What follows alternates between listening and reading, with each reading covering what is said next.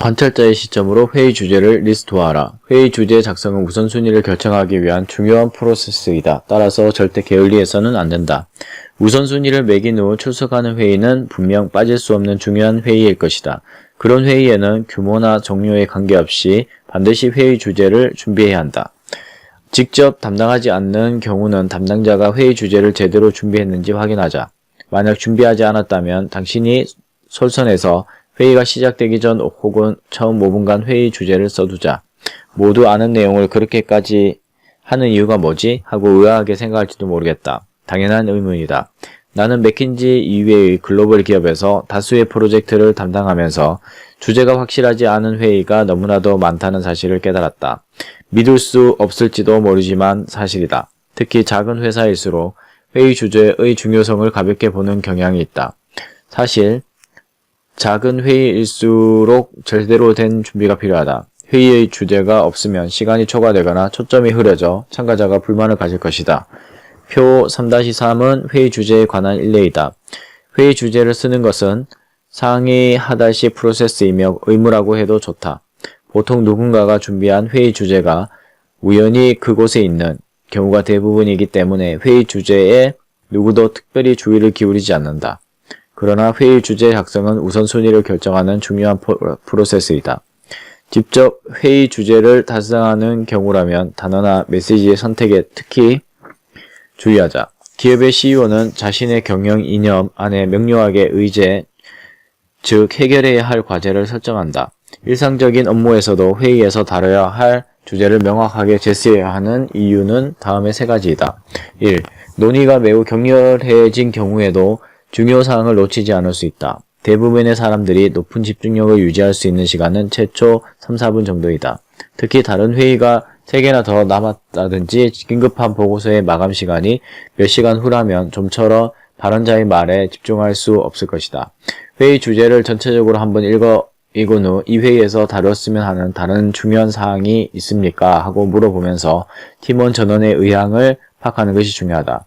이렇게 하면 모두가 다른 기대를 가지고 회의에 임하는 일을 피할 수 없기 때문에 논의가 과열될 것 같은 회의에 특히 효과적이다. 2. 듣는 이가 지루해하면 흥미로운 주제로 넘어간다.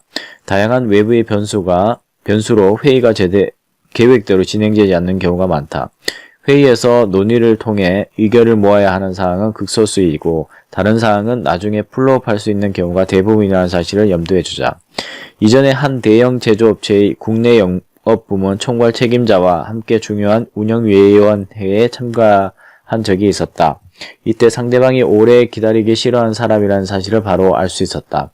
우리는 원래 여러 공장의 가동률이 최선 기준을 밑돌아 거액의 손실로 이어졌다고 회의에서 전해야 했기 때문에 일반적인 단계별 워크숍 방식으로 먼저 문제를 제기하고 수치를 제시하여 분석 결과를 알린 후 그 의미를 종합적으로 발표해야 했다.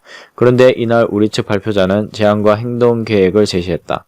상대방이 혹시 이야기를 물어보면 바로 특정 슬라이드로 들어가 설명하면 된다는 것이었다.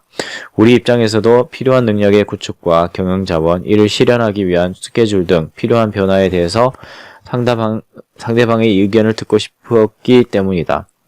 3. 듣는 일을 앞서갈 수 있다. 대형 컨설팅 회사에 근무하는 상급 매니저로 나의 지인이기도 한 캐설리는 다음과 같이 말했다. 회의 주제가 확실하면 내가 사전에 어느 정도 검토했다는 사실이 상대방에게도 전해지니까 나에 대한 신뢰도 커지죠. 대부분의 사람들은 회의 전에 많은 지식을 쌓아야 한다는 충동에 사로잡힌다. 하지만 해야 할 일의 양이 너무 많기 때문에 그 주에 발생할 일을 모두 예측하여 대책을 세우기란 불가능하다. 캐서리는 할 클라이언트의 인사 담당 부사장과 진행했던 회의를 예로 들었다. 그는 그 회의에서 자신이 이미 알고 있는 것과 알아야 할 문제를 섬세하게 나눴다. 그것을 통해 클라이언트가 바라는 점과 자신의 지식이 부족한 부분을 인식한 덕분에 솔직하게 질문할 수 있었다고 했다. 고심한 회의 주제를 종이에 써두면 자신이 모르는 점이 있어도 당당할 수 있다고 캐서린은 말했다. 나중에 클라이언트는 캐서린에게 솔직하고 매우 일을 잘하는 사람이라고 칭찬했다고 한다. 회의 주제나 업무 진행 방식에서 융통성을 발휘하지 못하면 반대로 참가한 사람들에게 부담이 될 수도 있다는 점도 고려해야 한다. 이런 미묘한 상황에서 리더는 회의 주제를 다른 것으로 바꿀지 말지를 신속하게 결정할 필요가 있다. 특히 클라이언트 측의 중요한 이해관계자 전원의 찬성을 얻을 수 없다면 회의 주제를 반드시 검토해 봐야 한다. 이 사람들의 찬성을 얻지 못하면 다음 단계가 무엇인지 사람들은 귀담아 듣지 않게 된다. 자신의 방식으로 논의를 주도하고 싶은 마음이야 굴뚝 같겠지만 발표자인 동시에 관찰자가 되는 법을 배워보자. 회의실 안에 있으면서도 회의실 밖에서 바라보는 시점을 가져야 한다. 프로세스의 개요를 설명했을 때 반응이 별로 없다고 느낀다면 더 깊이 들어갈 것이 아니라 한 발 물러나 진실의 목소리에 귀를 기울여 보자. 지금 이 순간 진짜 이야기해야 할 것은 무엇인가? 라고 자문해보면 좋다. 때로는 자신의 회의 주제에서 손을 뗄 수 있는 마음가짐도 필요하다.